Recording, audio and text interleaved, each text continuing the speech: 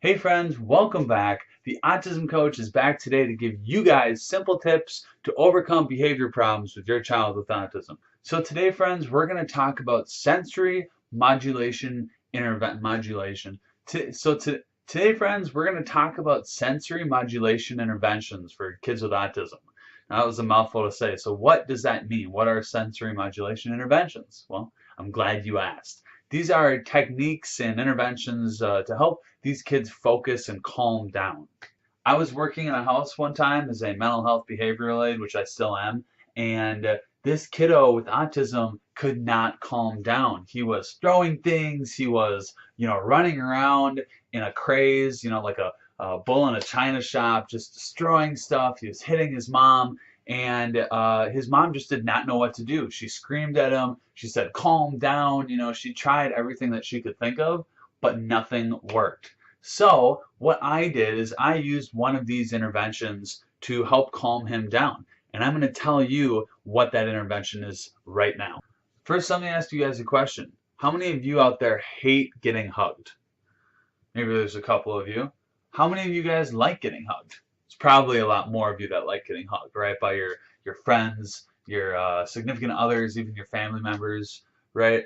Getting hugged has a relaxing effect. That's because of the deep pressure, right? The deep pressure principle. Now we're going to incorporate that principle into this intervention. And it's called the burrito, right? So what it is we're going to take a blanket, a sheet even, and we're essentially going to roll the child up in the sheet, okay? And provide that deep pressure while they're rolled up in the sheet like this. So get a blanket, have the child lay lengthwise with their head sticking out. We want them to breathe. Okay, so make sure that you can find a good blanket, and then we want to roll them up in that blanket. Now, we want to make these interventions playful, okay, and kind of silly, just to make them fun for the kid, make them want to do it, and to make them want to rely on these interventions to calm down instead of destructive, behaviors to calm down, right? And so we're gonna add imaginary toppings to the burrito while we roll the child up in it. And so you can pretend to add salsa, lettuce, beans, rice. You can say it out loud. Okay, you're rolling the kid up in the blanket, and you're gonna say, okay, now I'm gonna add a little bit of lettuce, a little bit of cheese, right? A little bit of salsa, and usually the kid is gonna find that pretty funny and pretty silly, and they're gonna like that. And so once you roll the kiddo up in the blanket, you want to keep them in that position rolled up for about 10 seconds. And then you can let them free. And that should have a really calming effect on them. And my room is flipped around. I just spent like 2 hours rearranging my room, so you can see the background's a bit different now. But anyway, so this next intervention has been around for centuries, and a lot of people are very familiar with it, but not a lot of people necessarily will utilize it for kids with autism. So, and that is yoga and stretching. And so these are some of the best interventions for calming and self-regulating that you can possibly use. The pressure and the deep pressure from the stretching is really going to have a calming effect, as well as the balancing and the coordination and the self-control involved in yoga. All are going to be really good in helping your child calm down when they need to the most. This next one, I think, works amazingly with almost any kid that has emotional regulation problems and has trouble calming down. And that is simply heavy work and play, playing things such as tag or tug of war or relay races or animal walks or jumping on the trampoline, anything that's applying pressure to the joints and muscles has a really therapeutic and calming effect on the kiddos. So, you can also buy things like weighted blankets, or you can buy things such as body socks, which are these huge spandex looking like socks things that you put on the kiddo, and they kind of play around inside of it, and it applies pressure to their muscles and resistance. So, I always try to incorporate some form of exercise into my sessions because I really see the great potential it has. Every parent has probably told their kid at some point to go calm down, to go to their quiet space, to go to a timeout, right? To get out of the environment that's maybe triggering them and to be by themselves to help them regulate their emotions again. And so that's a good thing to do, but what a lot of parents are missing here is what's something called the sensory nest. So we want to provide the individual with multiple sensory tools in their calming spot, in their room, to help them calm down.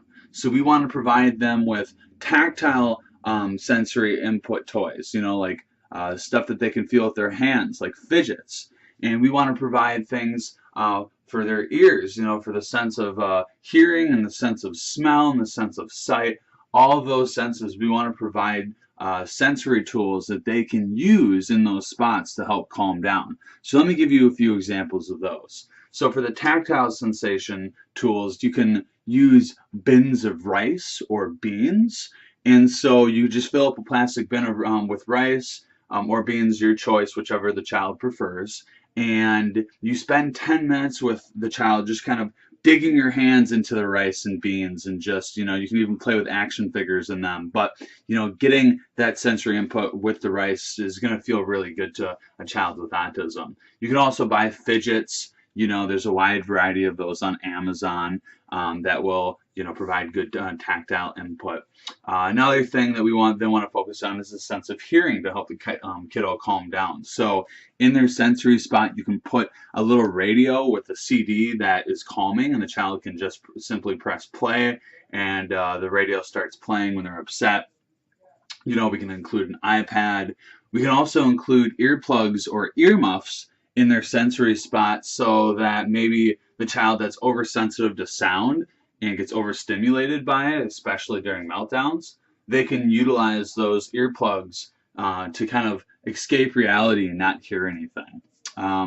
We also want to focus on the sense of sight, because a lot of kids de-escalate just by interesting visuals. So including such things as magazines or coloring books really will have a big impact on your kid too.